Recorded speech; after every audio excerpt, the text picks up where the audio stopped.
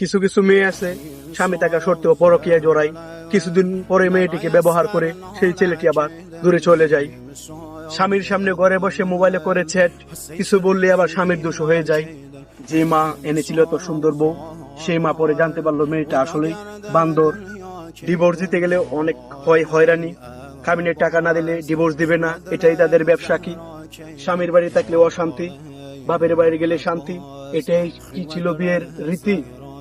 একটা ছেলের জীবন নষ্ট করে এখন আসো তুমি খুব শান্তি, অন্য জায়গায় বিয়ে বসে এখন কি খুব সুখে আছো তুমি? স্বামী এটা দেয় না ওটা দেয় না, এগুলো পরে করো, সংসারে অশান্তি। কিছুদিন পর যেতে না যেতেই বলো স্বামী আমাকে সুখ রাখতে পারেনি। সুখ তো তুমি তোমার নিজের মাঝেই পাও না, কারণ হারাম রিলেশনে যাওয়ার পরে এগুলো তোমার চোখেই ভাসবে না। তুমি যে নিজের জামাইয়ের মা বাপেরে বলো যে তারা শ্বশুর শাশুড়ি ভালো না, তো তোমার বাইরে একটা বিয়ে করছে অন্যের মেয়ে যে তোমার বায়ের ঘরে আছে, তোমার বাবা